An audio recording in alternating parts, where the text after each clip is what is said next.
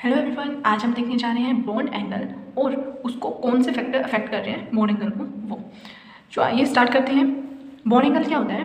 Angle between two adjacent bond, यानी angle between two adjacent bond is known as bond angle.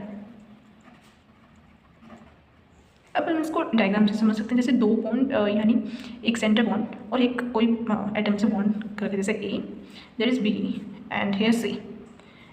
जो two bond है, A B का bond और B C का bond है, उन बॉन्ड के बीच का जो एंगल है दैट इज थीटा, उसको कहते हैं बॉन्ड एंगल।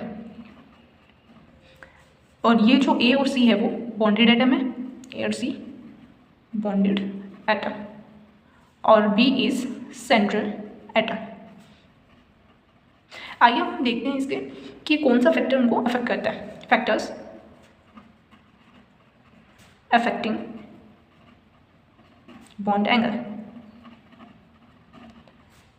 सो जो फर्स्ट हमारा फैक्टर है वो है हाइब्रिडाइजेशन।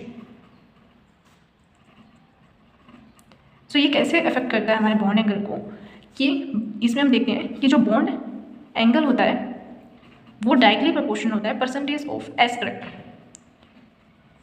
यानी जो हमारा हाइब्रिडाइजेशन होती है, जैसे हम मान लेते हैं CH4 जो कि sp3 फॉर्म में होता है, C डबल बॉन्ड कोई भी आर ग्रुप से that is sp2 and C triple bond C that is sp। So यहाँ पर sp वाले में sp हाइब्रिडाइजेशन होगा, इसके अंदर परसेंटेज ऑफ s करेक्टर क्या होता है? ज़्यादा। सो जैसे परसेंटेज ऑफ s ज़्यादा होगा तो क्या होगा? उनका जो बॉन्ड एंगल होगा वो ज़्यादा होगा, क्योंकि ये डायरेक्टली प्रोपोर्शनल है। सो इसका जो बॉन्ड एंगल होता है वो 180 डिग्री होता है, और जो sp2 का होता है वो 120 डिग्री होता है, और sp3 का होता है वो 109 डिग्री 28 सेकेंड होता है।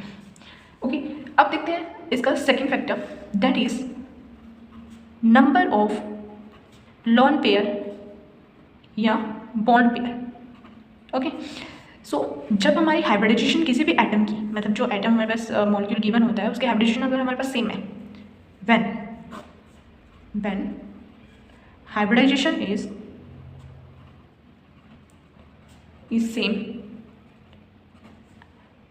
अगर हमारी हाइब्रिडाइजेशन सेम है, सो बॉन्ड एंगल होता है वो बॉन्ड एंगल इन्वर्सली प्रोपोर्शन होता है किसके?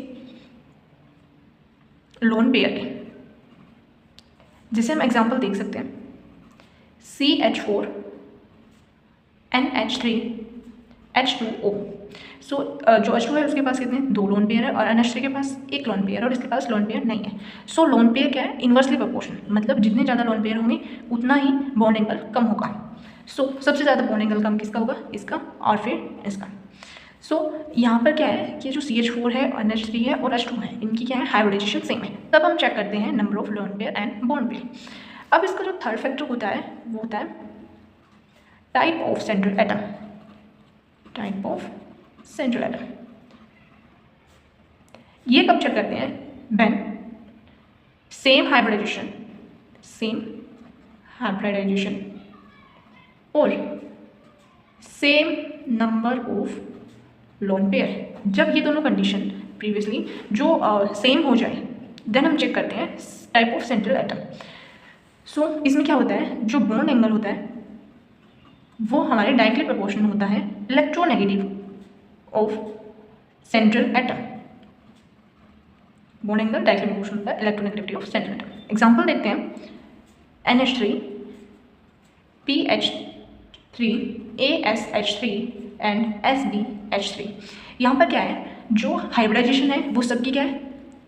हाइब्रिडाइजेशन सबकी है वो sp3 है, मतलब NH3 की, PH3 की, ASH3 की और SbH3 की हाइब्रिडाइजेशन सेम है।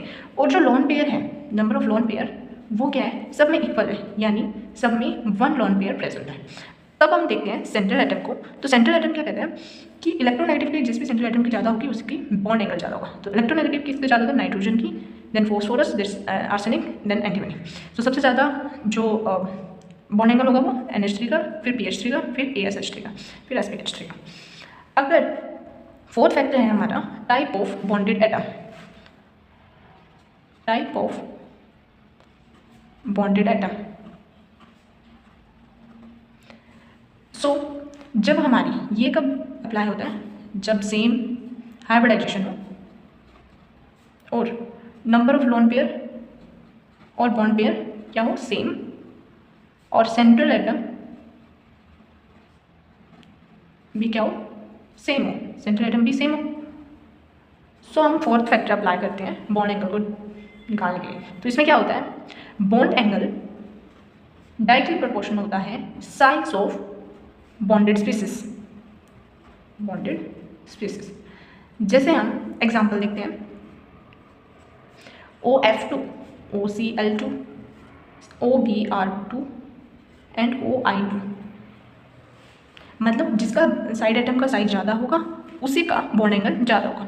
तो फ्लोरीन, क्लोरीन, ब्रोमीन, आयोडीन से बॉन्ड जो साइज़ है सबसे ज़्यादा वो है OI2, then OBr2, then OCl2। सो हमारा बॉन्ड एंगल का जो ऑर्डर होगा वो ये होगा। Thank you, hope you understood it.